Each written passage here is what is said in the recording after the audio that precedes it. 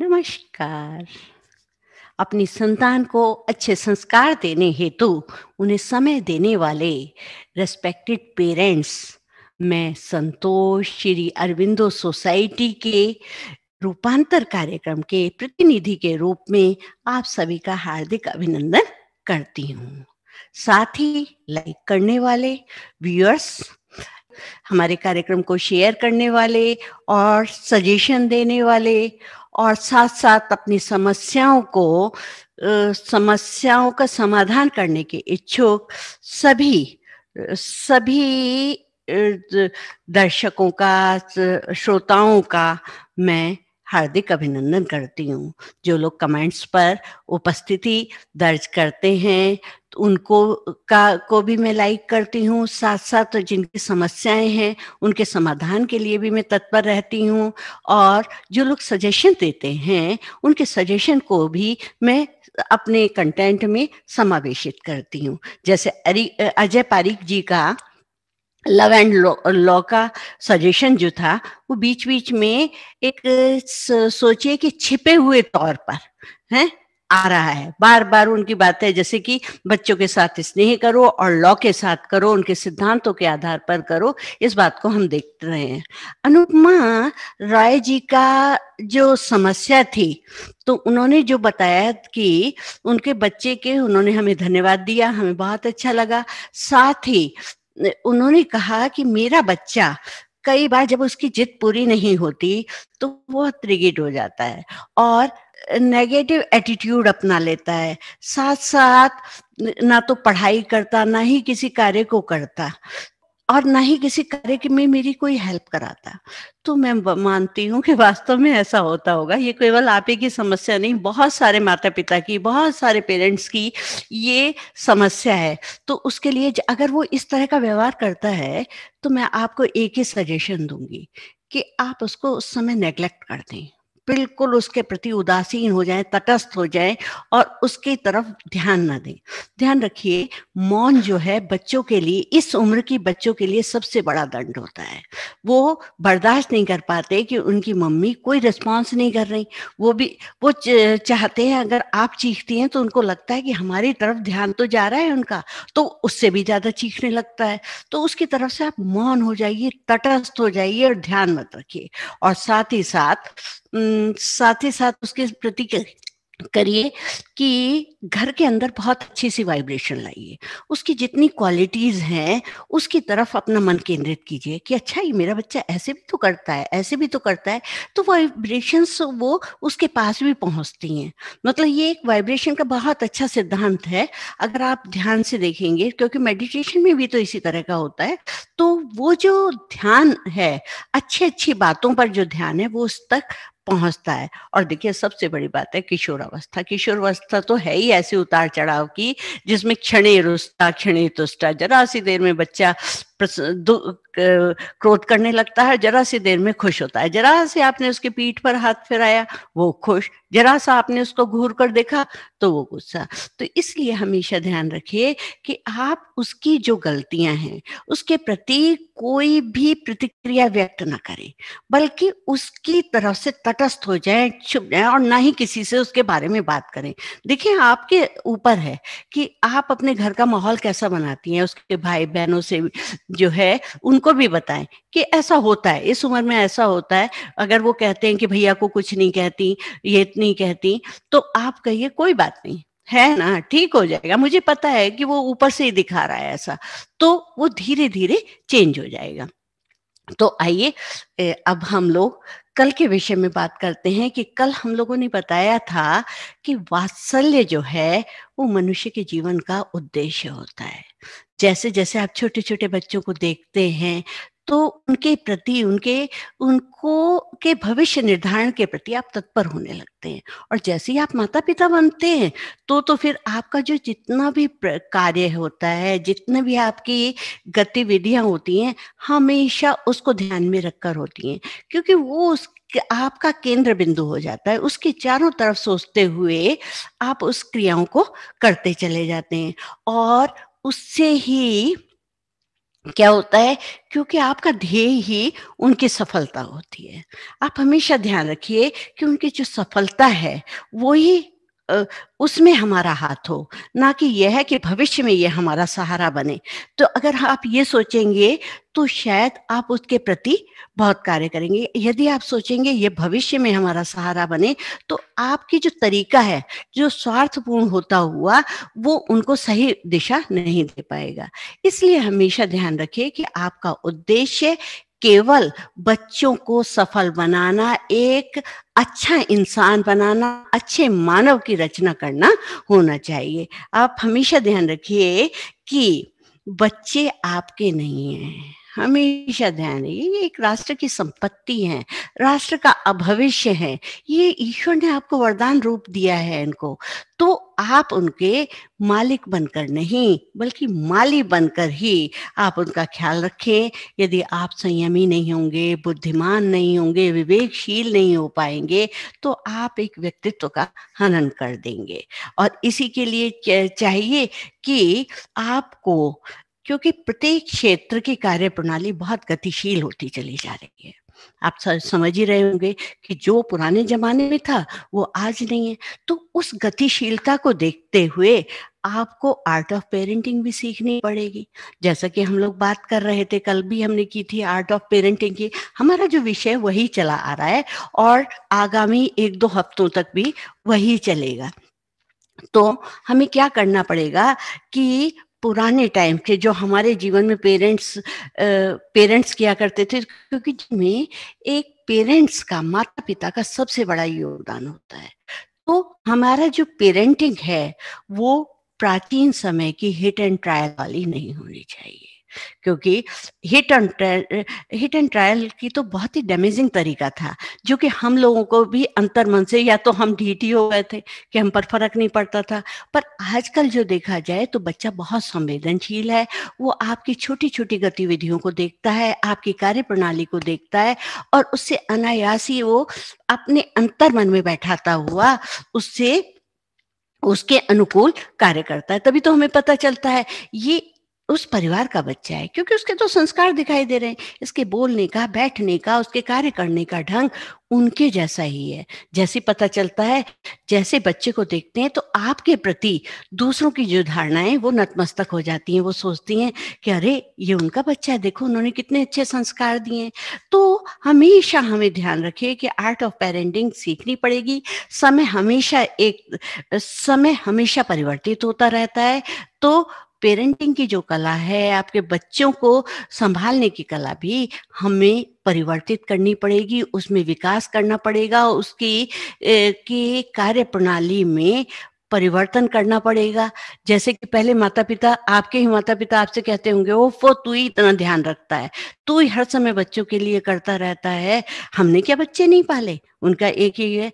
पर उनसे ना कहते हुए, उनसे बहस ना करते हुए आपको अपने दिमाग में विचार करना पड़ेगा कि मेरे बच्चे को क्या, के प्रति क्या सही है, क्या गलत है। क्योंकि हर बच्चा यूनिक है। हर बच्चे की एक अपनी विशेषताएँ हैं, अपनी कमियाँ हैं। तो उसको ध्यान में रखकर माता-पिता को एक सफल व्यक्तित्व का स्वामी बनाना पड़ेगा। और सबसे बड़ी बात है कि हम क्या करते हैं कि उसके माध्यम से, पहले लोगों के तो रूल सेट होते थे, उनके लिए फार्मूला सेट होते थे, भाई यही करना है, यही करना है।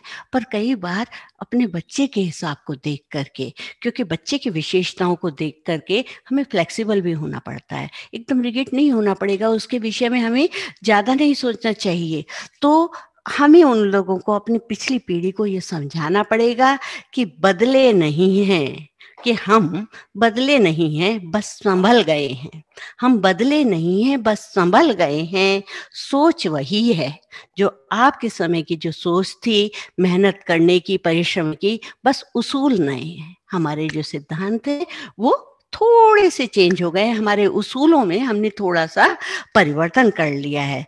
कल हमने कहा था बेस्ट पेरेंटिंग के लिए हमने कुछ एक्रोनिम तय किया था, यानी कोई शॉर्ट फॉर्म तय की थी, जो कि आपके अंदर ही विद्यमान थी। क्या थी? PARENTS। कल हमने P के बारे में डिस्कशन किया था। P के बारे में था protection from glamour, protection from ये नेगेटिव थॉट्स, ये और कहा भी था ये, इसको हम एनवायरनमेंट को फिर हम आगे उसमें डिस्कशन करेंगे। पर हमें किन किन चीज़ों से बच्चे को प्रोटेक्ट करना है, किन चीज़ों से हमको बच्चे को संभालना है, इसके बारे में हमने बात की थी। हमने खुद भी कहा था कि प्रोटेक्शन के लिए जो हमारे कुछ फार्मूलाज जो हैं वो हमारे इन लेटर्स के अंदर ही हैं, और जो पेरेंट्स के लेटर्स हैं उसमें ही हैं जो कि सारगर्भित हैं। उसी को अगर हम व्याख्या करें, ध्यान से सोचे, विवेकपूर्ण ढंग से उनके अनुसार, तदनुसार अगर हम कार्य करते हैं तो हमारे बच्चों का जीवन सफल हो जाए। यानी आपकी पेरेंट्स जो है अपनी पेरेंटिंग को अच्छी तरह से सफल बना लें। और क्योंकि हमने ये इसको सोचा था कि अगर ग्लैमर से हम प्रोटेक्शन करते हैं तो, और ये जो आर्टिफिशियल चीज़ों का संग ना करें, बच्चे आर्टिफिशियल चीज़ों के संग से वंचित रह जाएं, उनकी थिंकिंग जो है एबनॉर्मल ना हो, वो उनकी थिंकिंग एक सहज, स्वाभाविक, प्रगतिशील तरीके की हो, और क्विक रेस्पॉन्स के वो आदि ना हो, क्योंकि उनकी बुद्धि उस ढंग से कार्य करे, सहज सरल गतिविधि से, मानवीयता की मानवीय संवेदनाओं से परिपूर्ण हो, और वो कहीं इंसेंसिटिव ना हो जाएं, और जो है वो एक धरातलीय स्तर पर रहकर सोच सके। इस तरह की हमारी पेरेंटिंग होनी चाहिए।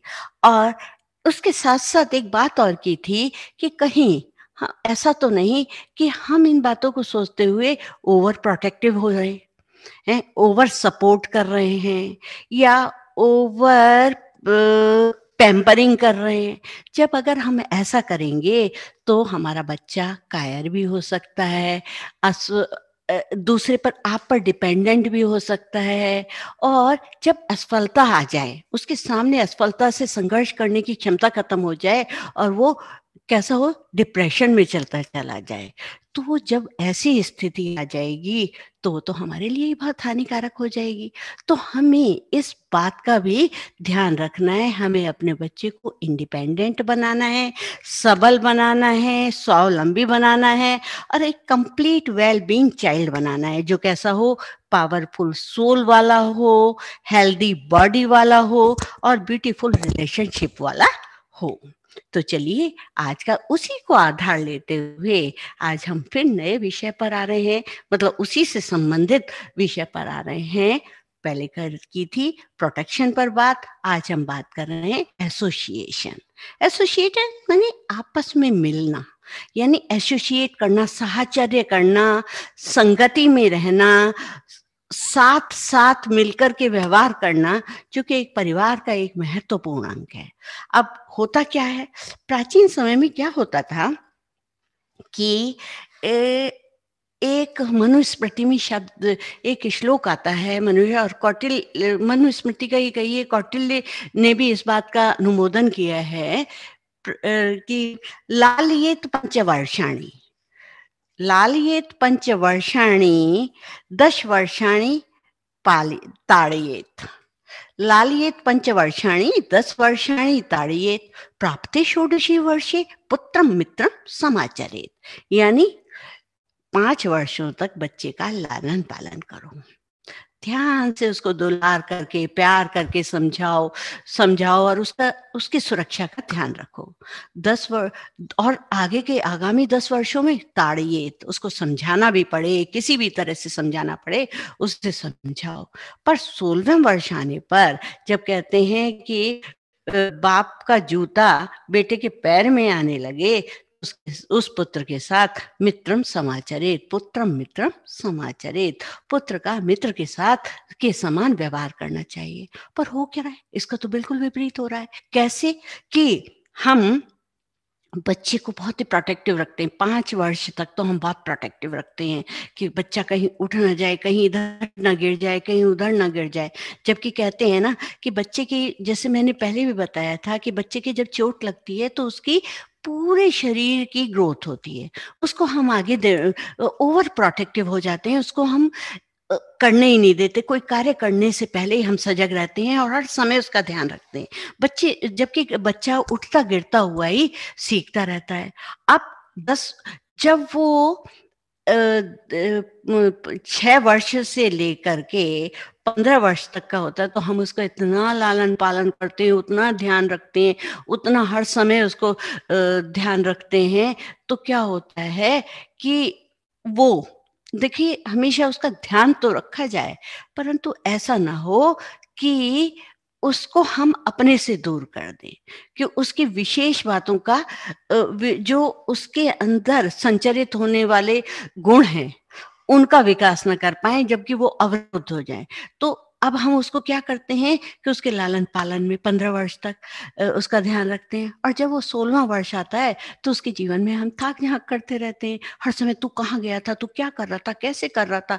क्यों है? भाई-बहन भी पीछे-पीछे उसके लग जाते हैं। नहीं भैया तो यहाँ गया था, बहन तो ये गई थी। उससे क्या है, बच्चा ना एक मानसिक रूप से उद्विग्न हो जाता है और फ्रस्ट्रेटेड हो जाता है। फिर कई बार कहता है, ठीक है, मैं तो ऐसे ही करूँगा। तो क्या है, हमने उसके व्यक्तित्व को अ, अवरुद्ध कर विकसित होने से पहले अवरुद्ध कर दिया, उसकी गति को रोक दिया, जबकि वो सहज भाव से चल रहा था, एक नेचुरल वे में चल रहा था। अब क्या होता है, जैसे-जैसे बच्चा बड़ा होता है, मतलब काम करने के लिए चलता है, तो माता-पिता जिस अब हम अपने विषय पर आ रहे हैं, माता-पिता कई बार बच्चे की बात ध्यान से ही नहीं सुनते।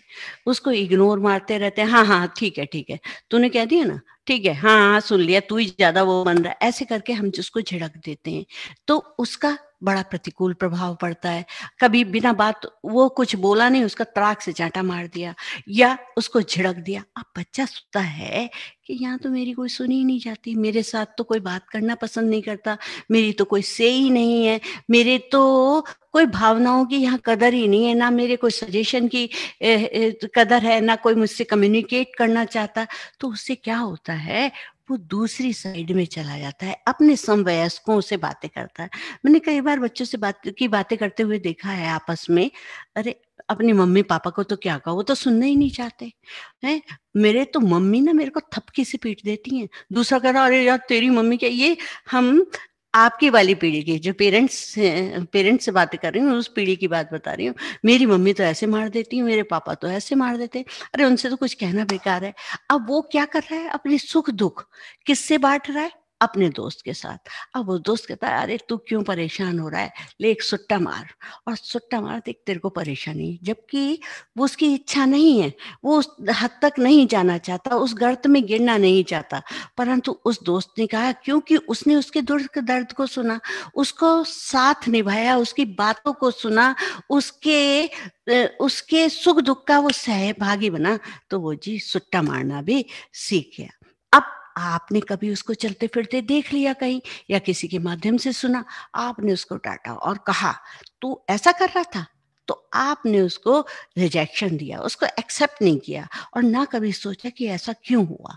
तो जब उसके अंदर ऐसे हुआ, तो आपने उसके ऊपर एक क्रिटिकल डिसीजन थोप दिया और उसको एक जजमेंट थॉट दिया, ना तो उसका कुछ सुना। अच्छा, मेरे सामने जवाब चलाता है, वो कुछ कहना चाहता है, अपनी क्लैरिफिकेशन देना चाहता है, परंतु आपने तो सुना ही नहीं। जब आपने सुना नहीं, तो क्या हुआ, आपका और उसका रिश्ता खत्म होने की स्थिति में हो गया। जब खत्म हुआ तो कैसे हुआ, आप तो ये सोच रहे हैं वो नहीं कर सकता, वो तो करेगा ही नहीं, वो तो नहीं, पर उसने क्या किया, आपको बताना ही बंद कर दिया। एक बार बच्चा स्कूल गया है, स्कूल में जाकर देखा कि उसका गेट बंद है। अब उसको बाहर खड़ा हो रहना पड़ा। स्कूल वालों ने तो अपने रूल स्ट्रिक्ट कर रखे हैं, वो तो अंदर लेते ही नहीं बच्चे को। तो उसने कहा, क्या करूँ? घर जाता हूँ तो मेरी मम्मी मेरी पिटाई कर देगी, पापा को फ़ोन करके शिकायत कर देगी और आज तो मेरी शामत आएगी। तो क्या हुआ कि बच्चे ने अपने बैग को लेकर किसी अननोन प्लेस पर चला गया। कभी कहीं वहाँ पर पहले से इस तरह के कुछ बच्चे पहले से थे।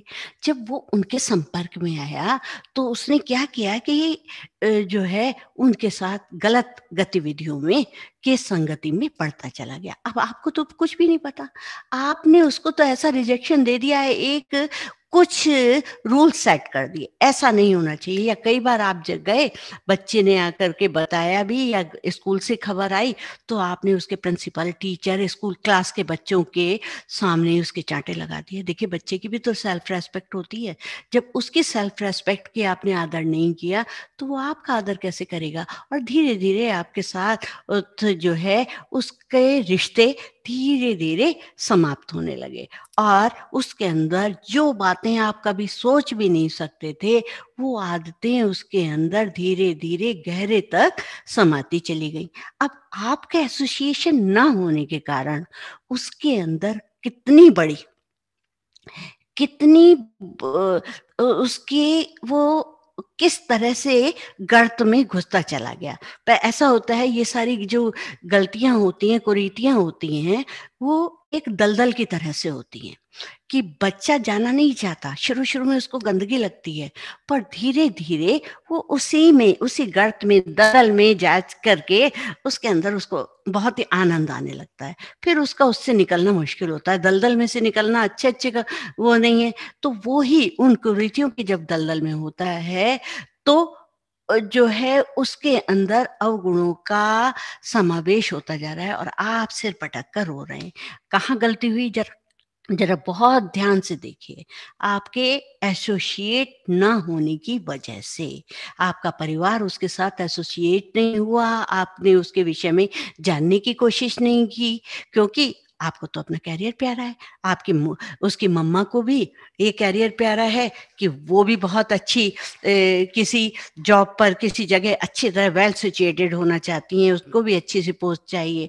बच्चे की माँ को, बच्चे के पिता को भी अच्छी चाहिए, क्योंकि उसके सामने लोग आगे निकलते चले जा रहे हैं। पर आप तो सफल होते जा रहे हैं, परंतु आपकी पेरेंटिंग बिल्कुल असफल हो गई। अब कई बार तो माता पिता कहते हैं, अरे हम तो पूरा टाइम देते हैं बच्चे को, कैसे नहीं देते। अरे मैं वो उनसे उनको देखा गया, किसी ने जाकर देखा कि आप कैसे टाइम देते हैं, तो खुद तो बैठे हुए टीवी पर न्यूज देख रहे हैं, बच्चे से कहा आ बैठे यहाँ। अब जब वो वहां आके बैठा है, बच्चे के पल्ले कोई न्यूज पढ़ रही है, बच्चा तो क्या जाने, बच्चे तो इस विषय पर बात बात क्या सोच भी नहीं सकते कि ये क्या हो रहा है, क्या राजनीति है, क्या संस्कृति है। जबकि आपने उसको साथ साथ कभी घुमाया नहीं, उसके विषय में कभी आपने बात नहीं की, तो बच्चा कहाँ एसोसिएट हो पाया। आपने 30 मिनट उसको न्यूज के साथ बैठा दिया और कहा हाँ हाँ देख, मैं तेरे साथ 30 मिनट बैठा हूँ। जी साहब, मैं तो अपने बच्चे के साथ पूरे पूरे टाइम बैठा कर रखता हूँ, उसको सामने बैठा कर रखता हूँ, बच्चा क्या कर रहा है, कैसा कर रहा है, आपको तो ध्यान ही नहीं आ रहा। तो उस तरह से ये कोई राइट वे नहीं है कि पेरेंटिंग का, या आपने उसके एसोसिएशन का कोई ये राइट वे नहीं। Right way, the right way कि ही और शी वांट, कि वो बच्चा या बच्ची क्या चाहती है, उसके विषय में आप जान रहे हैं, उसके विषय में बात कर रहे हैं, तो ही वो राइट वे होता है। तो अब आपने तो उसके नहीं, काश आपने उसको 30 मिनट 30 मिनट बहुत अच्छी तरह से ध्यान से सुना होता, ध्यान से समझा होता। उसकी जो बिल्कुल अनर्गल बातें हैं, बेवकूफ़ी भरी बातें भी अगर आपने ध्यान से सुनी होती, तो वो बच्चा आपके लिए 23 घंटे 30 मिनट वो आपका बना रहता। केवल मात्र आपके 30 मिनट देने से ही वो बच्चा आपका था, परंतु आपने उस समय उसको बिल्कुल दूर कर दिया। अब हमेशा ये जो है कि बच्चा छोटी-छोटी सी ये सारी बातें याद रखता है। शायद आपको भी याद होता होगा कि हमारी मम्मी ऐसा करती थी, हमारे पापा ऐसा करते थे। अगर अच्छा करते थे तो आप सोचते हैं आज उन्हीं की वजह से मैं काबिल हूँ, और ये भी सोचते हैं आज जो मेरे को नहीं मिला उनकी की वजह से ही नहीं मिल पाया, काश वो ध्यान दे होते। तो क्या आप अपने लिए ऐसी लेबलिंग लगाना चाहते हैं? आपको भी अच्छी सी उपाधियाँ मिलनी चाहिए, उपाधि मिले कि जिससे कल को बच्चा आपसे कहे मेरे तो पापा ने, मेरी मम्मी ने मेरे लिए इतना ध्यान दिया है, इतना साहचर्य में अपने साथ रखा है कि वो मेरा तो मतलब ही नहीं होता था कि मैं किसी दूसरे से अपनी बातें शेयर करूं। मेरी तो मम्मी ढंग से सुनती थी, मेरे तो पापा सुनते थे, मेरा भाई सुनता था, मेरी बहन सुनती थी।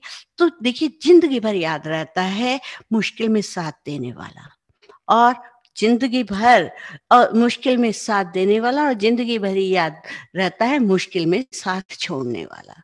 दोनों परिस्थितियों के लोग याद रहते हैं। अगर आपने साथ दिया तो भी बच्चा याद करेगा, और अगर आपने मुश्किलों में, जब वो कुछ कहना चाहता था, उसकी बातें नहीं सुनी, तो वो भी उसको याद रहेगा कि कब मुझे उनकी जरूरत थी और उन्होंने मेरे को नहीं सुना। आप अपने मन में वो विश्वास क्यों नहीं जगा पाए? आप अपने मन में वो विश्वास उसके प्रति जगाइए कि वो आप पर विश्वास करे और आप उस पर विश्वास करें। उससे क्या होगा, जब भली प्रकार आपका एसोसिएशन होगा, आपका साथ में बैठना होगा, आपको सहयोग आप उसको देंगे, तो उधर की तरफ से क्रिया के अनुसार ही प्रतिक्रिया होती है। तो जैसा वो करे, जैसा आप करेंगे वैसा ही वो करेगा। तो क्या आप अपने बचपन को सोचिए, क्या आपका मन नहीं करता था कि जो है मैं भी ओवर स्पीड गाड़ी चलाऊं? आपने सोचा नहीं, अगर आपका बच्चा चला रहा है ओवर स्पीड गाड़ी, तो क्या आप अपने उन दिनों को याद नहीं करते? अब टेक्निक ज्यादा हो गई, वो मोटरसाइकिल चलाना चाहता है, वो स्कूटर चलाना चाहता है? तो पर आप तो उसको डांट रहे हैं कि ऐसा नहीं करेगा, तूने ऐसा किया, तो वो क्या है, पीछे तो लेके जा रहा है, आप नहीं है सामने, पर आपको बता नहीं रहा है। ऐसे ही स्कूल बंक करना, सुट्टा मारना, और ये जो है आपके इधर उधर विपरीत लिंगी आकर्षण, वो सब उसके अंदर आया। क्या आपके अंदर ऐसी भावना नहीं थी? आपके अंदर भी थी, परंतु आज आप उसको नकार रहे हैं। उसको नकारिए मत, उसके के साथ एसोसिएट हुए, उसके साथ बताइए।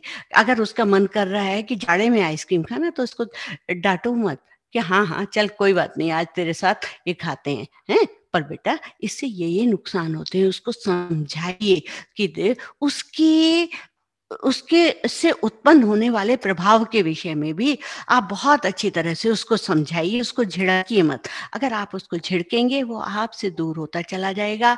आपके आपकी के रिजेक्शन से वो आपसे रिश्ता खत्म करता चला जाएगा, दूसरी जगह चलता जाएगा। अगर बाई चांस किसी से वो मिलता है और उसने उसे देखा, तो उसी देखेगा मेरे पापा को मत बताइयो, मेरी मम्मी को मत बताइयो, क्योंकि वो कहता please don't tell my parents, क्योंकि मेरे पापा मम्मी तो बड़े राक्षस हैं, वो तो मुझे कूट रख देंगे, काट के डाल देंगे, हैं? उनको बर्दाश्त नहीं होगा, क्योंकि वो आपको दुखी भी नहीं करना चाहता और आपके उस भयंकर रूप को भी देखना नहीं चाहता। तो वो जो है, क्योंकि पर गलती क्या हुई, आपने उसके अंदर वो चोट भरी है, आपने उसके अंदर ऐसी चोट डाली है कि वो उससे उबर नहीं पा रहा, और उसको ठीक करने के लिए भी परेशानी, और उसी के कारण उसके अंदर सिगरेट पीना, सिनेमा देखना, और छिपकर गाड़ी चलाना, और भी अन्य व्यसन, जिसको मैं नहीं कहना चाहती ना करे, क्योंकि मैं वैसी वाइब्रेशंस देना भी नहीं चाहती, तो वो जो है उसके अंदर अंदर व्याप्त हुई। तो गलती किसकी रही? गलती तो हमारी रही, हम माता पिता की रही। तो हमें ध्यान रखना पड़ेगा। देखिए, हमेशा ध्यान रखिए कि परिवार का हाथ पकड़ कर चलिए, किसी के पैर पकड़ने की नौबत नहीं आएगी। जब भी हम किसी का हाथ पकड़ करके चलते हैं, तो क्या है कि वो हमारे साथ साथ चलता है। तो अगर हम अपने परिवार का हाथ पकड़ते नहीं, तो हमें दूसरों की तरफ देखना पड़ेगा, हम दूसरों के आश्रित होते जाएंगे। हमने अपने को डिपेंडेंट अपने व्यवहार के कारण बना लिया, क्योंकि हम दूसरों से सलाह ले रहे हैं, अपने परिवार के विषय में अपने आप सलाह ले रहे हैं, क्योंकि हम अच्छी तरह से एसोसिएट नहीं हो पाए। तो ये बात बहुत गलत है कि हम अपने परिवार के, अपने बच्चों की बातें दूसरों के साथ करें, बल्कि हमारे अंदर खुद समाधान है, हमारे अंदर खुद इतनी योग्यता है, हम अपने अंतर मन को झांक कर देखें, समाधान अपने आप मिल जाएगा। उस समाधान के माध्यम से आप अपने परिवार को ठीक करिए, अपने परिवार को सुरक्षित बनाइए।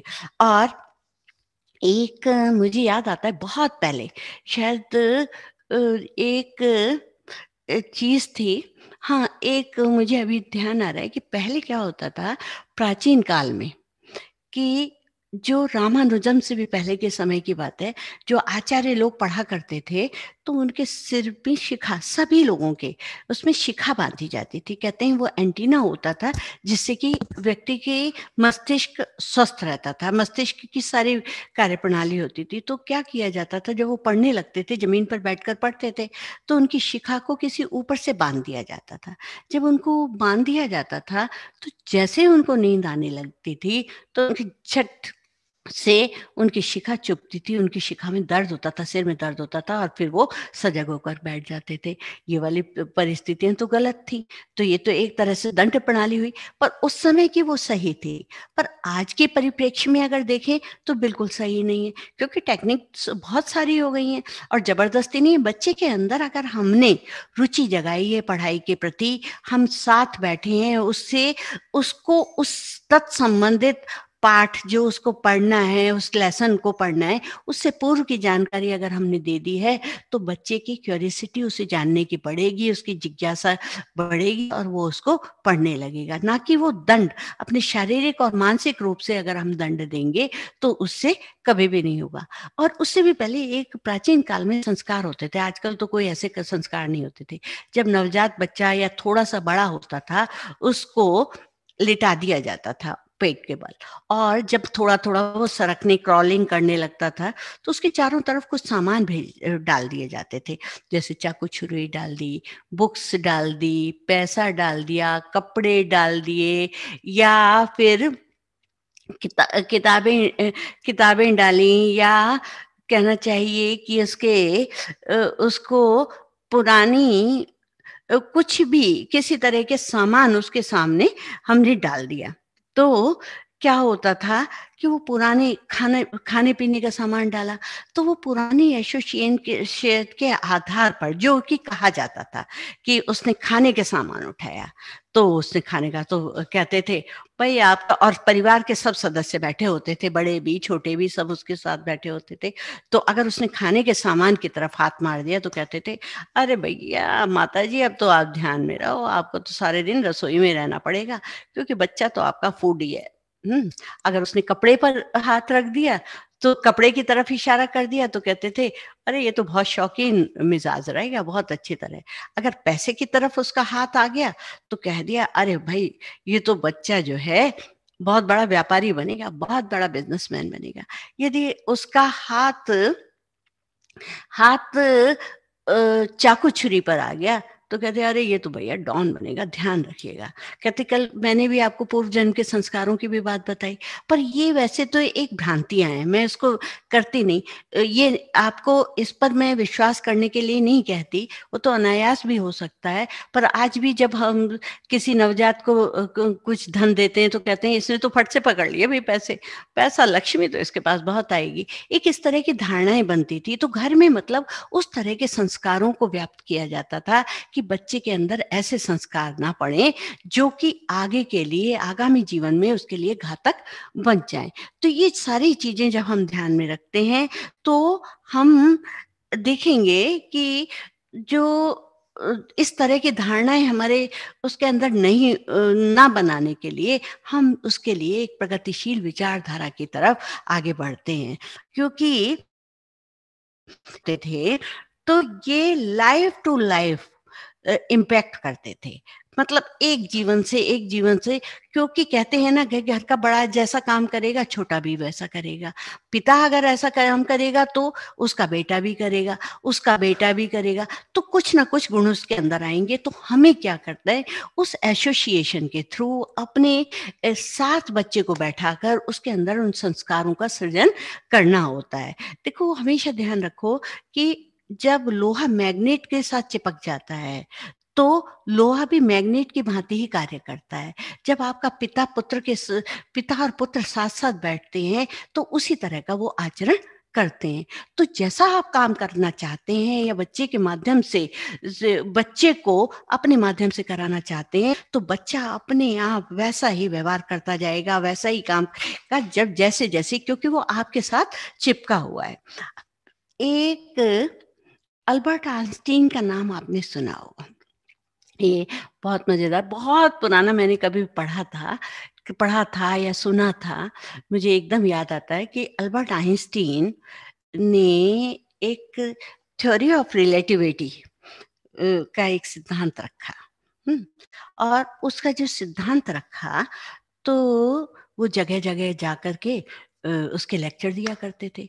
जब उसके लेक्चर दिया करते थे, तो उनके साथ उनका ड्राइवर भी रहता था। मीडिया का तो कोई जोड़ नहीं था, कोई उनकी शक्ल को पहचानता भी नहीं था, बस नाम-नाम लोगों ने सुना था, क्योंकि उनके जब उनके 7-8 लेक्चर हो गए, सेम ही कंटेंट होता था। तो उनका ड्राइवर एक दिन बोला, "अरे क्या है, आप एक ही बात को करते चले जा रहे हो। ये तो सारा मुझे रटा पड़ा है। आप क्यों परेशान होते हो? मैं ही दे दिया करूँगा।" अल्बर्ट आइंस्टीन बड़े हँसे और मुस्कुरा के बोले, "चल भई, आज तू ही दे दे।"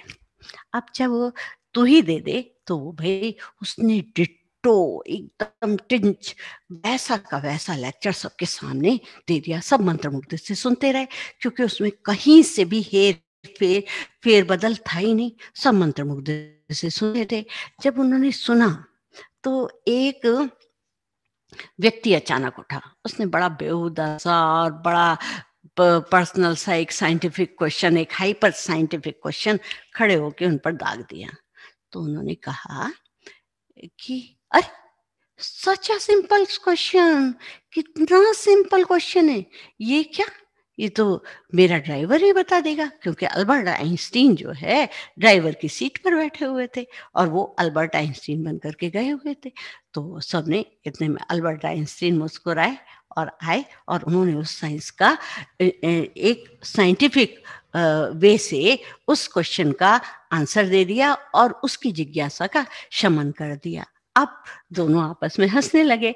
तो फिर उन्होंने कहा, देखो अगर देखा कि तुम पूरी तरह से तो बन गए, पर तुमने पूरा लेक्चर तो मेरा दे दिया, पर जहां पर वो तार्किक विश्लेषण की बात थी वो नहीं थी।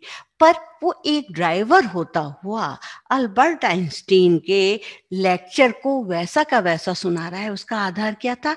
एसोसिएशन।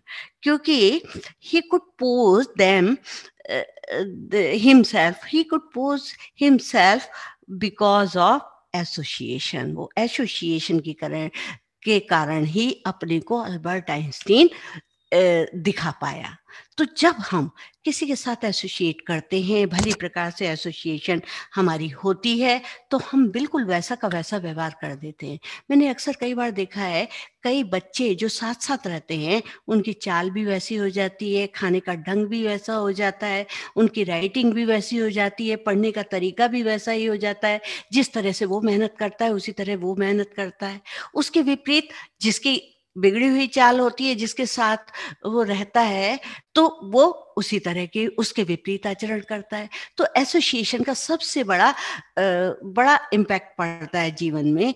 तो हमेशा ध्यान रखिए कि हमें संगति का ध्यान हमेशा रखना चाहिए, अपने घर का अनुकरण का ध्यान हमेशा भली प्रकार से रखना चाहिए। रहीम का एक दोहा है, क्योंकि सारा खेल संगति का है।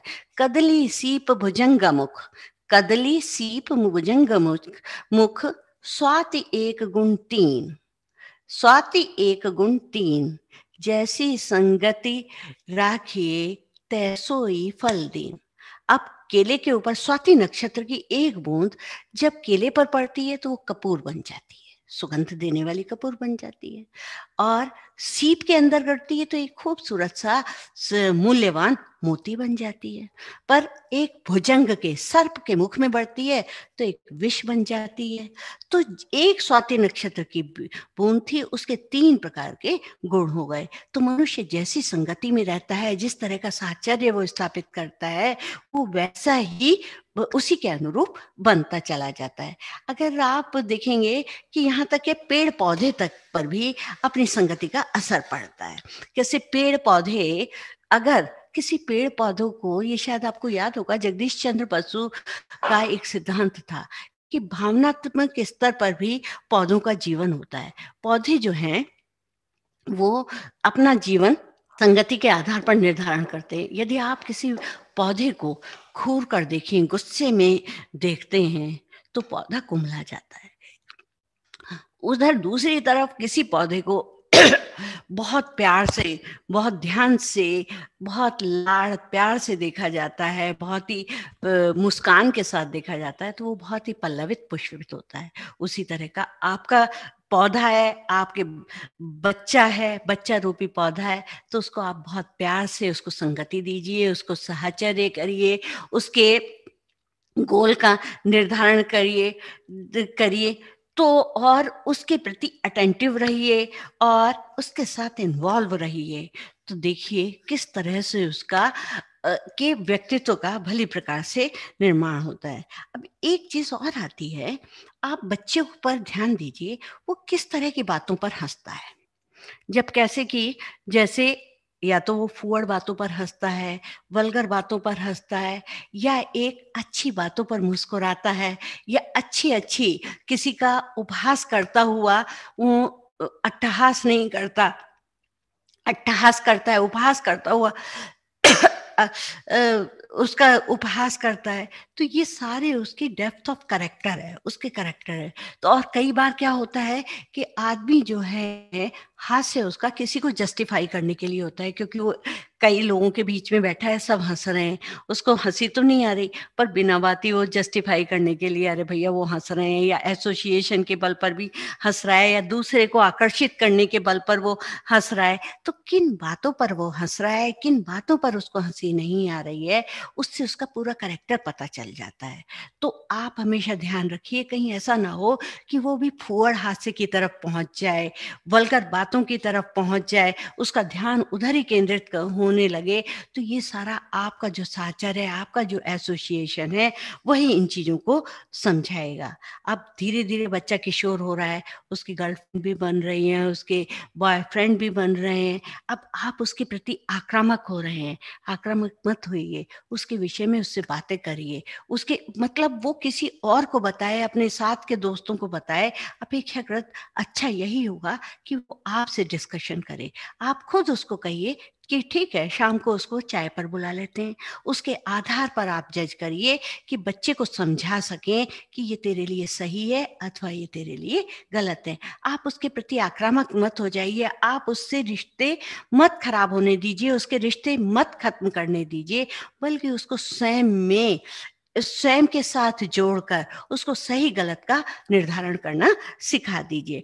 और क्या है कि हमेशा चाइल्ड ओपिनियन और डिस्कशन बरकरार रखिए।